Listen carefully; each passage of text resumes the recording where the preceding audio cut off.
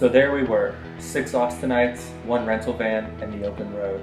Over 1,100 miles to our destination, a spring break of volunteering in the Grand Canyon.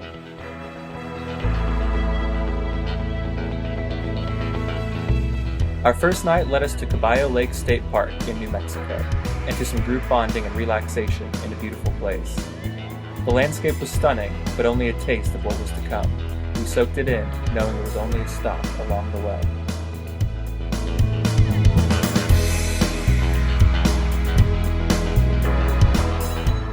After a good night's sleep, we were back on the road and Arizona bound. The road eventually led us to Flagstaff, and Flagstaff led way to snow-filled forests and meadows, and before we knew it, we were curled up in our tents for a 19-degree night in the snow at the south rim of the Grand Canyon. The next morning introduced us to the Grand Canyon Veg crew, Mary Beth, Josh, and Greg, who led us down into one of the most stunning places on this earth.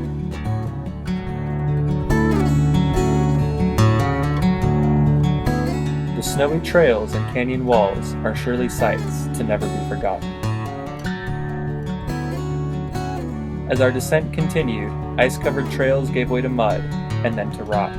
As we ventured deeper into this majestic place, the scale of the canyon truly began to set in.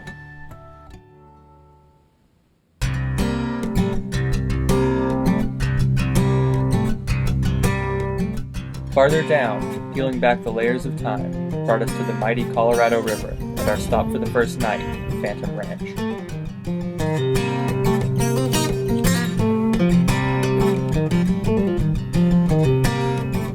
We had all made it safely down, but were quickly reminded that this was, in fact, the wilderness. After having trouble on his descent into the canyon, a gentleman had to be evacuated, and we were called on to assist in blocking trails and keeping the general public out of the rotor rush and away from the evacuation crews.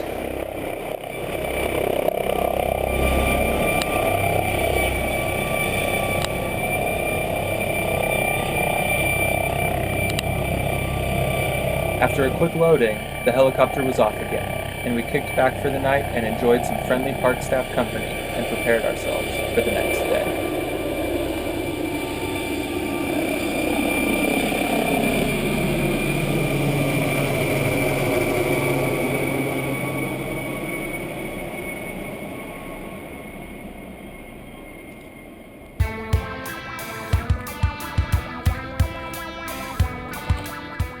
Morning brought us 11 more miles of trail and some more beautiful views.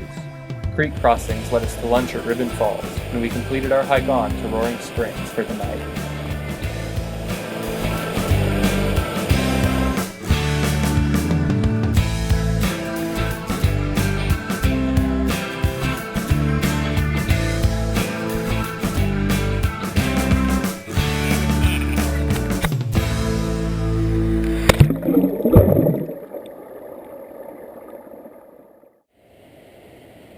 And then, work.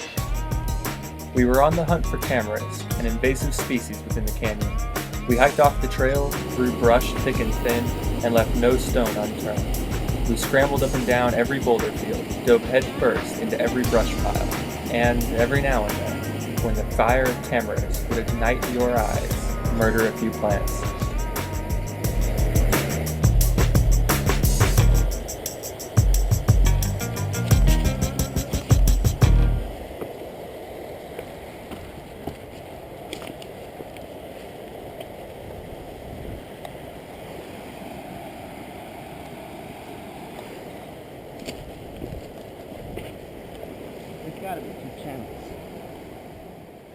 Long stretches of nothing led to frustrations and a deeper drive to kill this plant, wherever it was.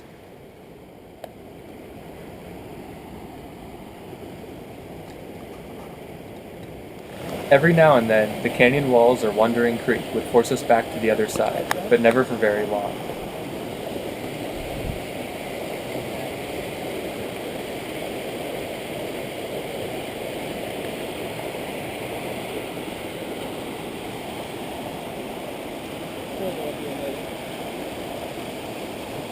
And then we would find it.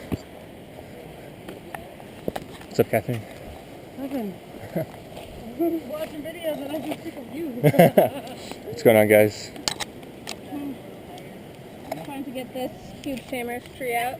I love you too. I love you too. And try and get that.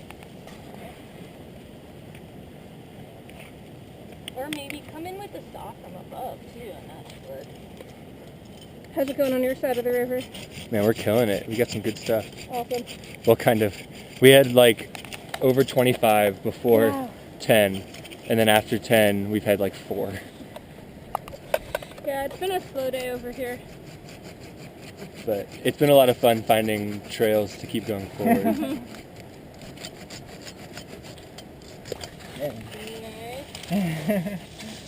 All right. Nice job, guys. Is the biggest thing in this town? Definitely the most frustrating one. Big points for that. Made me sweat.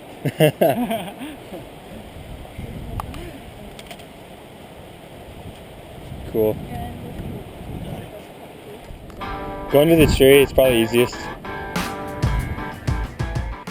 Excitement couldn't last for long, though, as there were always more just around the corner or over the next boulder.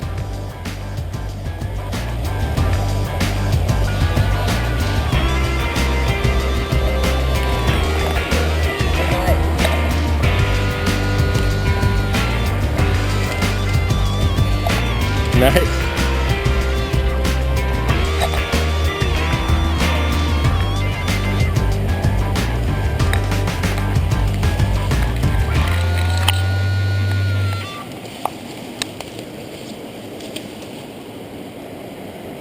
Our stay in the canyon quickly ended, though, and our time with the veg crew was over before we knew it.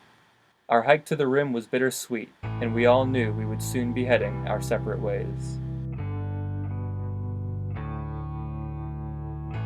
With one last night at Indian Gardens, our trip was complete, and a 2-day drive to Texas, all the time we had left.